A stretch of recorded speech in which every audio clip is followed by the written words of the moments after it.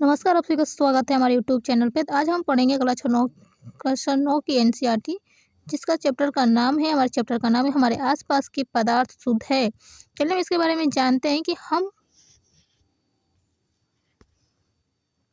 कैसे जान सकते हैं कि बाजार से खरीदा हुआ दूध, घी, मक्खन, नमक, मसाला, मिनरल, जल या जूस जो भी हम लेते हैं मार्केट से, जो लाते हो, क्या वो प्योर होता है या शुद्ध होता है।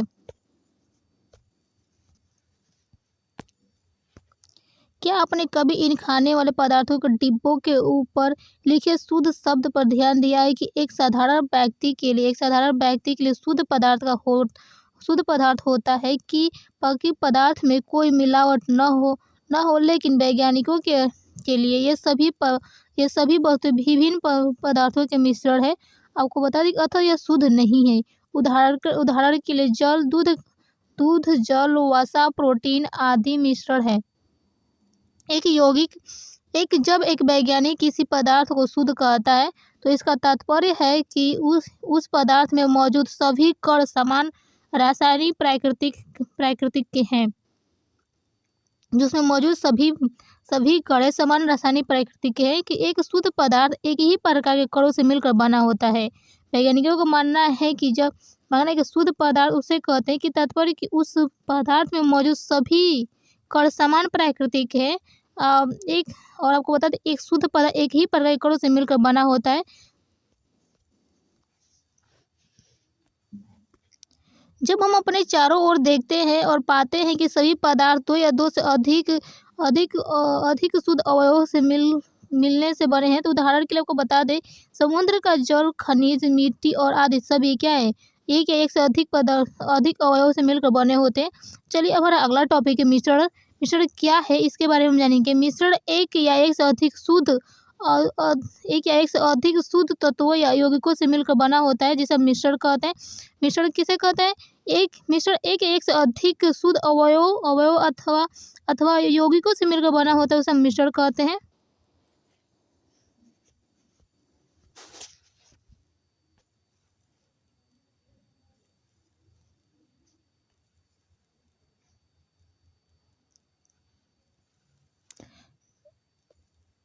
जल में घुले हुए सोडियम क्लोराइड को वाष्प या आसवन विधि के द्वारा पृथक किया जा सकता है। आपको बता दें कि यद्यपि सोडियम क्लोराइड अपने आप में एक शुद्ध पदार्थ है और इसकी भौतिक विधि के द्वारा इसे रासायनिक अवयव से पृथक नहीं किया जा सकता है। आपको बताया कि सोडियम क्लोराइड अपने आप में एक शुद्ध पदार्थ है और इस भौतिक विधि के द्वारा इसके रासायनिक अवयव को पृथक नहीं किया जा सकता है। इसी प्रकार आपको बता दें कि चीनी एक पदार्थ है क्योंकि एक ही प्रकार के अशुद्ध अवयव को रखता है और इसका कोई यौगिक समान रहता है। आपको बता दें कि पेय पदार्थ और मिट्टी एक समान कण नहीं होते और ये शुद्ध पदार्थ सभी किसी भी स्रोत से प्राप्त हो सकते हैं। इसके अभिलाषणी गुण एक समान होते हैं। आपको बता दें कि इस प्रकार हम कह सकते हैं कि मिश्रण में एक या एक से अधिक शुद्ध पदार्थ होते हैं। आपको बता दें कि हम कह सकते हैं कि मिश्रण में एक या एक से अधिक शुद्ध पदार्थ होते हैं। चलिए हमारा अगला टॉपिक है मिश्रण के प्रकार। हमारा अगला टॉपिक है मिश्रण के प्रकार। मिश्रण क्या होते हैं हम इसके बारे में जाने हैं। अब मिश्रण के प्रकार के बारे में जानेंगे तो अवयवों की प्रकृति के अनुसार विभिन्न प्रकार के मिश्रणों का निर्माण होता है। अवयवों के प्रकृति के अनुसार विभिन्न प्रकार के मिश्रण का निर्माण होता है। इस तरह के मिश्रण कई प्रकार के होते हैं। इससे पहले कि हम मिश्रण के प्रकार के में जाने उस प्रकार क्रियाकलाप के बारे में जान लेते हैं। मिश्रण होता क्या है, मिश्रण के प्रकार कितने होते हैं। तो चलिए क्रियाकलाप हमारा जो 2.1 है उसको बारे में पढ़ेंगे। जैसे मैं किसी क्लास को अ, ब, स और द समूह में बांटेंगे। जैसे 4 समूह में इसको बांट देंगे और एक बीकर में 50 ml जल और 1 चम्मच कॉपर सल्फेट के चूर्ण को समूह अ को ग्रुप नंबर अ को दे देंगे। और ग्रुप ब को एक बीकर में 50 ml जल तथा 2 चम्मच कॉपर के चूर्ण देंगे और कॉपर सल्फेट और पोटेशियम परमैंगनेट या साधारण नमक सोडियम क्लोराइड समूह स और द को दे देते हैं। चलिए इसके और आपको देखेंगे कि दोनों अवयवों के पृथक मात्रा में दिए हैं, दो अलग अलग क्वांटिटी में दिए हैं।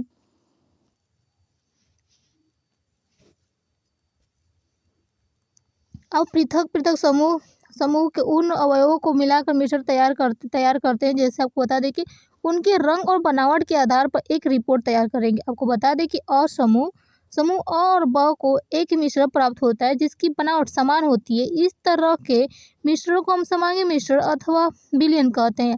आपको बता दें कि जिसमें अ और समूह को हम एक अ समूह को कॉपर सल्फेट की 1 चूर्ण 1 चम्मच दिए थे और ब समूह को कॉपर सल्फेट के चूर्ण 2 चम्मच दिए थे 50 ml जल में। तो आपको बता दें कि इसकी बनावट समान थी। इस तरह के मिश्रण को हम क्या कहते हैं, समांगी मिश्रण या विलयन कहते हैं। इस तरह के मिश्रण में कुछ अन्य उदाहरण है। जैसे आपको बता दें कि जल में नमक और जल में चीनी, दोनों समूहों में प्राप्त घोल के रंगों की तुलना करें तो यदि दोनों समूहों के आसपास कॉपर सल्फेट के घोल है लेकिन उन दोनों घोलों के रंगों की तीव्रता पृथक है। ये आपको अलग अलग दिखाता है। यह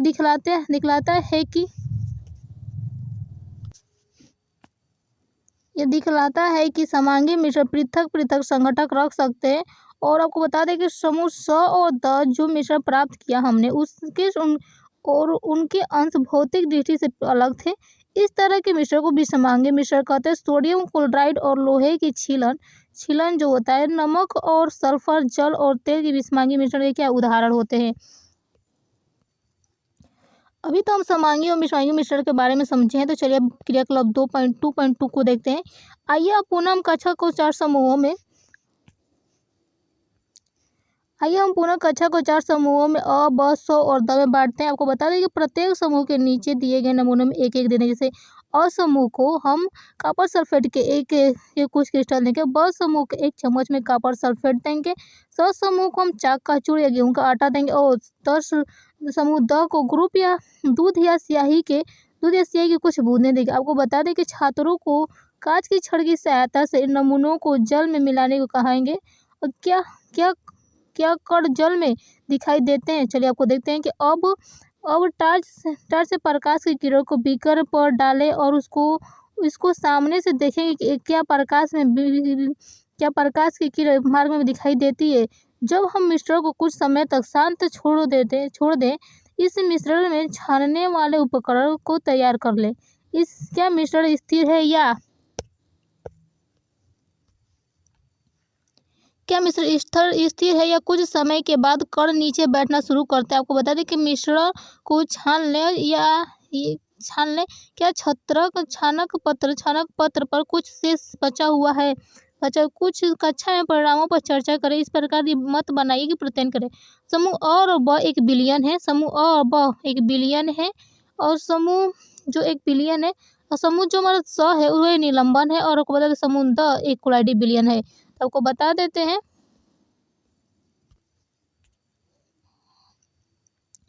अब हम विलयन, निलंबनों और कोलाइडी विलयनों के बारे में पढ़ेंगे। तो चलिए हमारा अगला टॉपिक है विलयन क्या है। आपको बता दें कि हमारा अगला टॉपिक विलयन क्या है। तो विलयन 2 या 2 से अधिक पदार्थों का समांगी मिश्रण होता है। विलयन 2 या 2 से अधिक पदार्थों का समांगी मिश्रण होता है। आप प्रतिदिन बहुत प्रकार के विलयनों को देखते होंगे कि नींबू जल, सोडा जल आदि विलयन के उदाहरण है। आपको बता दें कि प्राय हम एक ही विलयन को ऐसे तरल पदार्थ के रूप में विचार करते हैं कि जिससे ठोस, द्रव या गैस मिले हो। लेकिन प्रकृति में ठोस विलयन मिश्र धातु तथा गैसीय विलयन वायु भी होते हैं। एक विलयन के कणों की समांगिकता होती है। विलयन के कणों में समांगिकता होती है। उदाहरण के लिए नींबू जल का स्वाद जैसे स्वाद समान रहता है। नींबू जल का स्वाद सदैव समान रहता है। यह दर्शाता है कि इस विलयन में चीनी और नमक के कण समान रूप से वितरित होते हैं। आपको बता दें कि मिश्र धातुएं क्या है। वे धातुओं के समांगी मिश्रण होते हैं जिनमें भौतिक क्रिया द्वारा अवयवों में पृथक नहीं किया जाता, लेकिन विभिन्न मिश्र धातुओं का मिश्रण माना जाता है। क्योंकि अपने घटकों के गुण को दर्शाते हैं और पृथक संघटक रखते हैं। उदाहरण के लिए पीतल, जिंक और कॉपर का मिश्रण।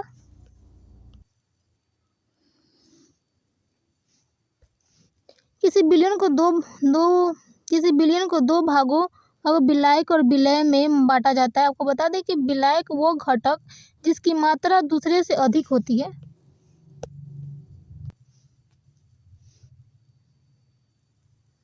विलयन किसी विलयन में दो भागों में बांटा विलायक और विलेय में बांटा जाता है। आपको बता दें कि विलयन का वो घटक जिसकी मात्रा दूसरे से अधिक होती है, तो दूसरों घटक की विलयन का वो घटक जिसकी मात्रा, आपको बता दें कि विलयन का वो घटक जिनकी मात्रा दूसरे से अधिक होती है, जो दूसरों घटक को विलयन में मिलाता है उसे विलायक कहते हैं। दूसरे घटक को विलयन में मिलाता है उसे विलायक कहते हैं। विलयन का वो घटक जो प्राय कम मात्रा में होता है उसे, और जो विलायक में घुला होता है उसे विलेय कहते हैं। जिसकी मात्रा अधिक होगी वो विलायक और जिसकी मात्रा कम होगी वो विलेय होता है। साधारण भाषा में कहते हैं जिसकी विलयन में जिसकी मात्रा अधिक होगी वो विलायक और जिसकी मात्रा कम होगी तो वो क्या है, विलेय होता है। आपको बता दें कि वो तो उदाहरण के लिए आपको समझा देते हैं। जैसे चीनी और जल के विलयन में एक तरल घोल में ठोस का उदाहरण है कि इसमें चीनी विलेय है और जल विलायक है, क्योंकि जल की मात्रा अधिक है चीनी की अपेक्षा, तो चीनी क्या हुआ, विलेय और जल विलायक हुआ। आपको बता दें, इसी तरह हम एक और एग्जाम्पल लेते हैं। वो आयोडीन और एल्कोहल का विलयन में टिंचर आयोडीन के नाम से जाना जाता है। आयोडीन और अल्कोहल का विलयन जिसे टिंचर आयोडीन के नाम से जाना जाता है। इसमें सोडियम विलेय और अल्कोहल विलायक है, क्योंकि सोडियम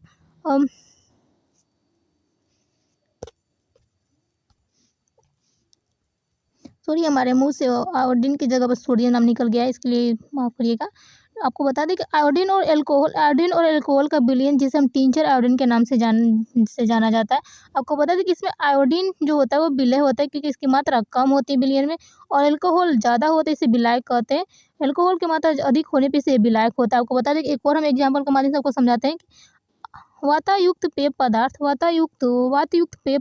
पेय जैसे सोडा, जल और कोक इत्यादि तरल विलयन में गैस के रूप में है। इनमें कार्बन डाइऑक्साइड गैस और जल विलायक होता है। आपको बता दें कार्बन डाइऑक्साइड क्या है, विलेय और जल विलायक होता है।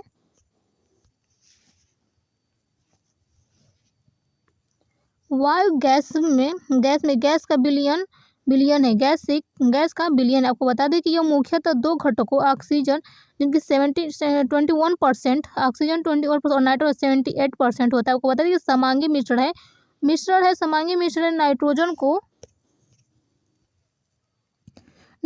को वायु का विलायक कहा जाता है। वायु का विलायक कहा जाता है। वायु में दूसरी गैस बहुत कम मात्रा में उपलब्ध होती है। आपको बता दें विलयन के गुण क्या होते हैं। हमारा अगला टॉपिक है विलयन के बारे में पढ़ा। विलयन के गुण क्या होते हैं। विलयन एक समांगी मिश्रण है। विलयन के कण का जो व्यास होता है, 1 नैनोमीटर में 10⁻⁹ मीटर से भी छोटे होते हैं, इसलिए वे आँख से दिखाई नहीं दे सकते। आपको बता दें कि अपने छोटे आकार के कारण विलयन के कण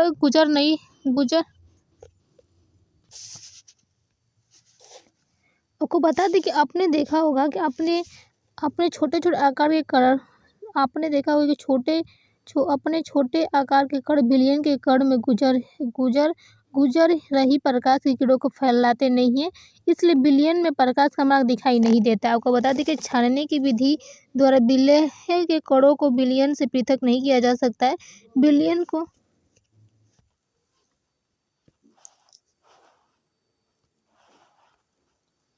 आपको बता दें कि छानने की विधि द्वारा विलेय के कणों को विलयन से पृथक नहीं किया जा सकता है। विलयन को शांत छोड़ देने पर भी ये विलेय के कण नीचे नहीं बैठते, अर्थात ये विलयन अस्थायी होते हैं। विलयन अस्थायी है। आपको बता दें कि अब हमारा अगला टॉपिक है विलयन की सांद्रता के बारे में पढ़ेंगे।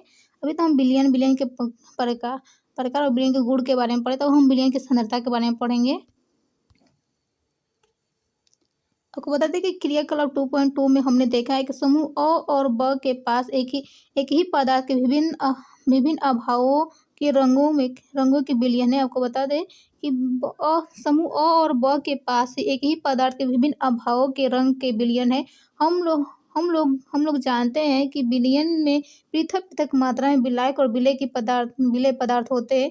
विलयन में मौजूद विलेय पदार्थ की मात्रा के आधार पर इसे तनुसांद्र या संतृप्त घोल कहा जाता है। विलयन में मौजूद विलेय पदार्थ की मात्रा के आधार पर इसे हम तनुसांद्र या संतृप्त घोल कहा जा सकता है। आपको बता दें कि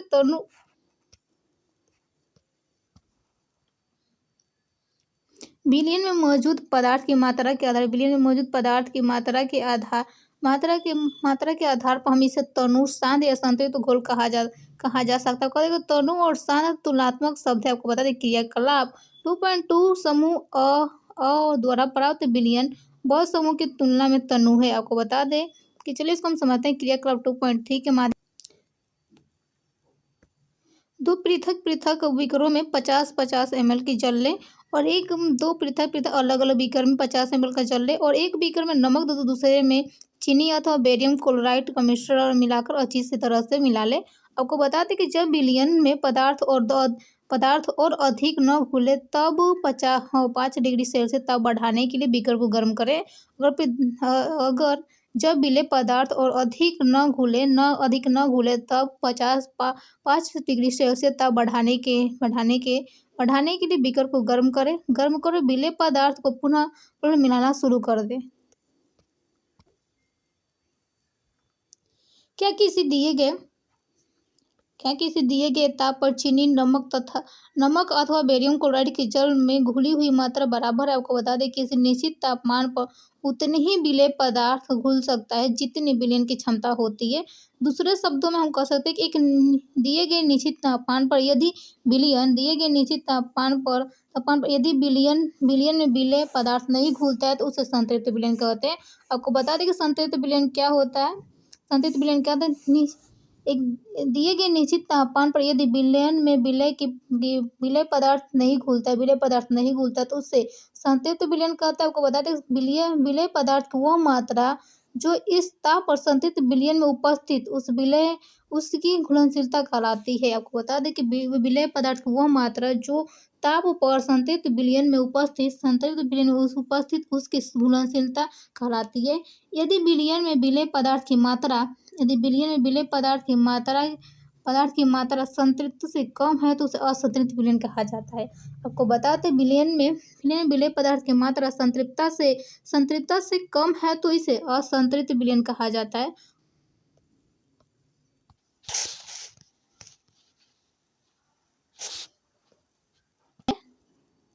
यार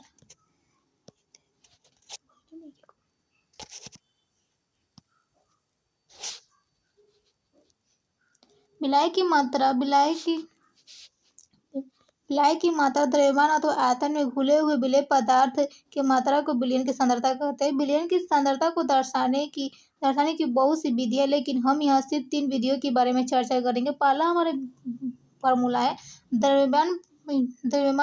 द्रव्यमान प्रति विलयन के द्रव्यमान प्रतिशत इक्वल टू विलेय पदार्थ का द्रव्यमान अपन विलयन का द्रव्यमान इंटू 100 होता है। दूसरा हमारा फार्मूला होता है द्रव्यमान प्रति विलयन के आयतन प्रतिशत विलेय पदार्थ का द्रव्यमान बटा विलयन का आयतन इंटू 100 होता है।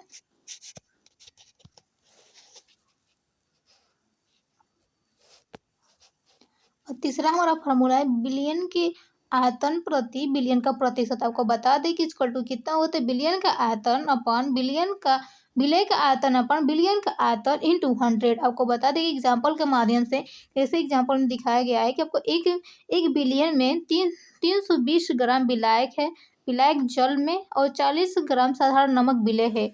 विलयन की सांद्रता की परिकल्पना करना आपको बता देते हैं।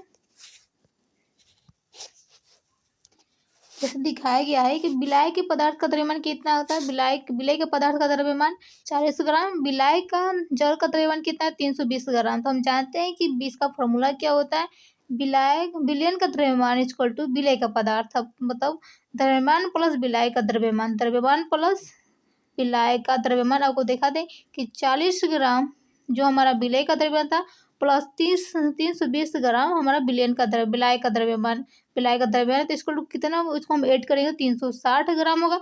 विलयन का द्रव्यमान प्रतिशत का जो फार्मूला था विलेय पदार्थ का द्रव्यमान कितना है 40 ग्राम और विलयन पदार्थ का द्रव्यमान 360 ग्राम इक्वल इंटू 100। इसका फार्मूला कितना आया 11.1% आया है।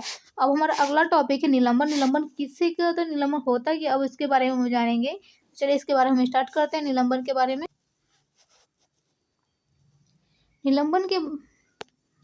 और अगला टॉपिक है निलंबन के बारे में जानेंगे। तो देखिए क्रियाकलाप 2.2 में समूह समूह स के द्वारा पाया गया विषमांगी घोल जो ठोस द्रव से परिक्षेपित हो जाता है, जो ठोस द्रव से परिक्षेपित हो जाता है उसे निलंबन कहा जाता है।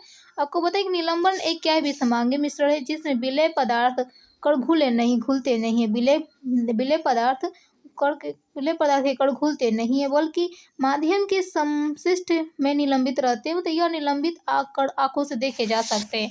आपको बता देते हैं कि जैसे हम क्रियाकलाप 2.2 में देखा, समूह स के जो द्वारा पाया गया विषमांगी घोल घोल जो ठोस द्रव में प्रक्षेपित हो सकता है, जिसको हम ठोस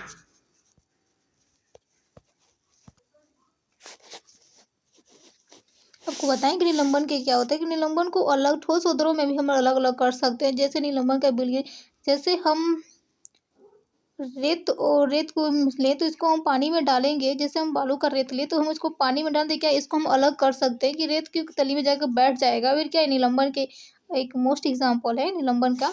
जैसे आपको बता दें कि विषमांगी जैसे समूह असम के द्वारा पाया गया कि विषमांगी घोल को ठोस द्रव प्रक्षेपित अलग हो जाता है, निलंबन कहलाता है। निलंबन एक विषमांगी मिश्रण जिसमें विलेय पदार्थ का कण घुलते नहीं है। जैसे साफ साफ कहा है कि विलेय पदार्थ क्या है हमारे, जैसे हम रेत बालू का रेत ले और उसको हम पानी में डालें तो हमारा विलय कौन होगा, बालू का रेत होगा। और विलय कौन होगा, पानी, क्योंकि पानी हमारी क्वांटिटी में क्या अधिक है। बल्कि जब हम इसको पानी में डालते हैं तो क्या हमारे जो बालू की रेत होते हैं वो जाकर बैठ जाते हैं जमीन, हम जल की पेदी में जाकर बैठ जाते हैं और तब हम इसको अलग कर सकते हैं। बल्कि इसको माध्यम से भी समशिष्ट में निलंबित करते हैं। ये निलंबन के कणों को आंखों से देखा जा सकता है। किसके निलंबन के कणों को हम अलग अलग कर देख सकते हैं, किसको आंखों से देखा जा सकता है। हमारा अगला टॉपिक निलंबन के गुणधर्म हो, तो हम निलंबन के बारे में पढ़े। अब निलंबन के गुणधर्म क्या होते हैं और अगला टॉपिक निलंबन के गुणधर्म। आपको बता दें कि निलंबन एक विषमांगी मिश्रण है। ये कण के आंखों से देखे जा सकते हैं। ये निलंबित कण प्रकाश की किरणों को फैला देते हैं। ये निलंबित कण प्रकाश की किरणों को फैला दे जिससे उसका मार्ग दृष्टिगोचर हो सकता है। प्रकाश की किरणों को फैला दे जिससे उसका मार्ग दृष्टिगोचर हो, जैसे हम उसको आंखों से देख सकते हैं।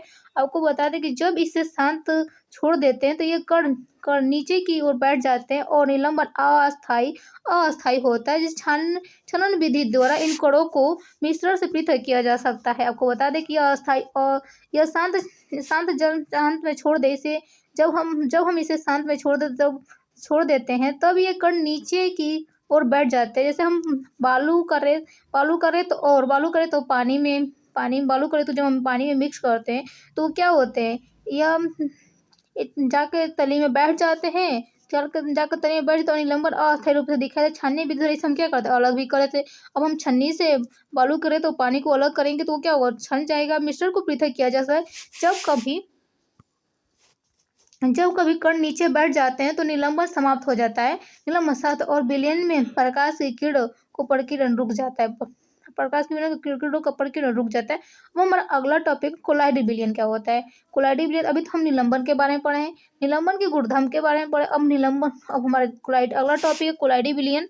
कोलाइडी विलयन क्या होता है, तो चलिए इसको पहले हम क्रियाकलाप 2.2 समूह द के द्वारा प्राप्त मिश्रण को कोलाइडी विलयन कहा जाता है।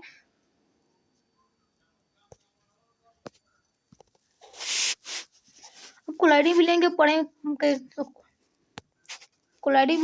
में हम पढ़ेंगे। तो चलिए हमारा अगला टॉपिक कोलाइडी विलयन। तो आपको बता दें क्रियाकलाप 2.2 में समूह द के द्वारा प्राप्त मिश्रण को कोलाइडी या कोलाइडी विलयन कहा जाता है। कोलाइड के कण विलयन में समान रूप से फैले होते हैं।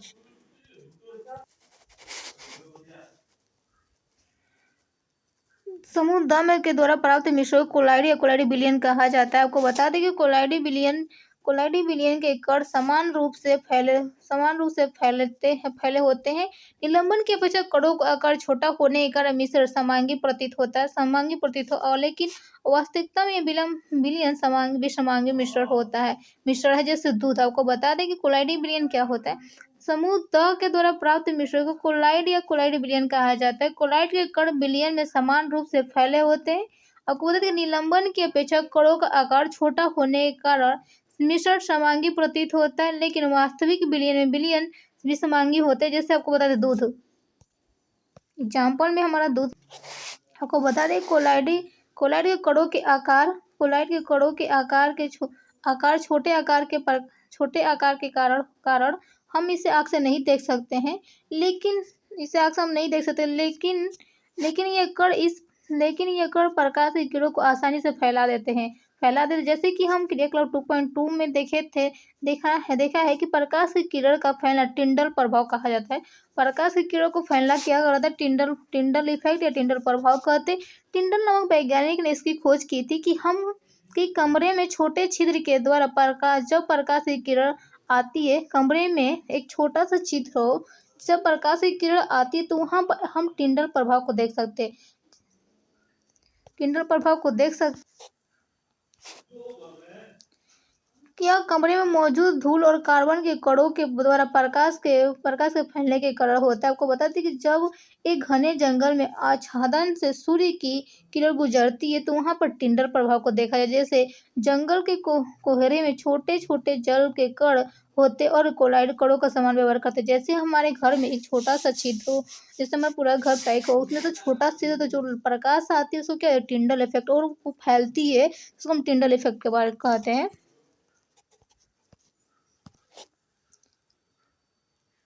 वो हम कोलाइड्स के समान उदाहरण के बारे में समझते हैं। जैसे द्रव क्या है?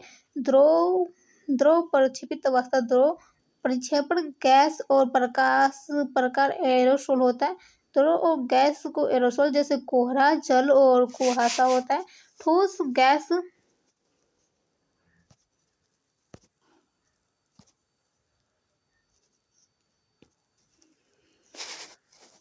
गैस को एरोसोल जैसे धुआं स्वचालित वाहन का स्थिर निराथर सेविंग अवगत। तो गैस और द्रव जो एक फोम होता है, गैस और द्रव एक फोम होता है, जैसे सेविंग की द्रव और द्रव को इमल्सन जैसे दूध फेस क्रीम कहते हैं। ठोस और द्रव को स्ट्रोल जैसे मैग्नीशियम मिल्क और कीचड़ होते हैं। ठोस और द्रव गैस ठोस जैसे फोम होता है, जैसे फोम रबड़ स्पंज प्यूमिस होता है। द्रव ठोस और द्रव को जैसे जल और जैसे पनीर मक्खन जैसे होते हैं। ठोस सोल कहते हैं। ठोस और ठोस के मिश्रण ठोस सोल कहते हैं, जैसे रंगीन रतन पत्थर दूधिया कांच होता है।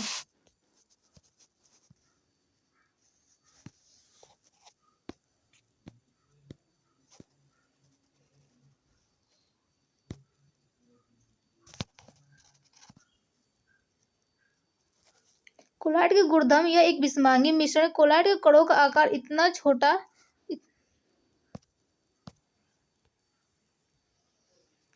हमारा अगला टॉपिक कोलाइड के गुणधर्म यह एक विषमांगी मिश्रण है। कोलाइड के कणों के आकार का इतना छोटा होता है कि पृथक रूप से आंखों से नहीं देखा जा सकता। आपको बता दें कि ये इतने बड़े होते हैं कि प्रकाश की किरणों को फैलाते हैं। ये इतने बड़े होते हैं कि प्रकाश की किरणों को फैलाते तथा उसके मार्ग को सदृश प्रकाश की किरणों को फैलाते तो उसके मार्ग को देखने लायक बनाते हैं।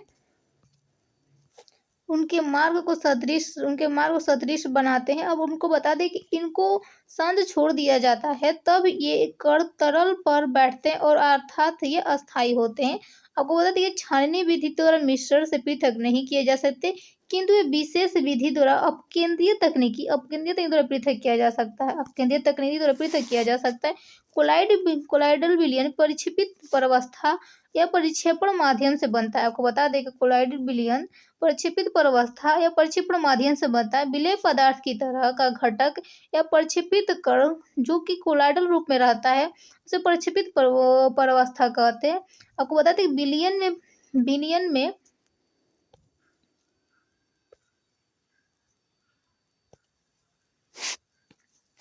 कोलाइडल विलयन में प्रक्षेपित प्रवस्था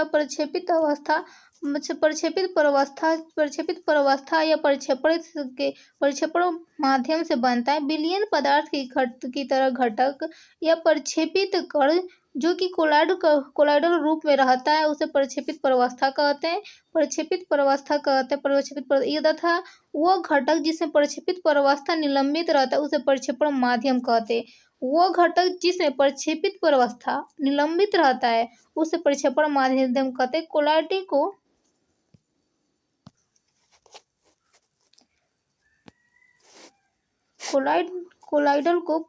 को प्रक्षेपण माध्यम ठोस द्रव गैस की अवस्था और प्रक्षेपित प्रावस्था के अनुसार वर्गीकृत किया जाता है। इसको बांटा जाता है, वर्गीकृत किया जाता है। कोलाइडल को प्रक्षेपण माध्यम, ठोस द्रव गैस, ठोस द्रव या गैस की अवस्था और प्रक्षेपित प्रावस्था के अनुसार वर्गीकृत किया जा सकता है।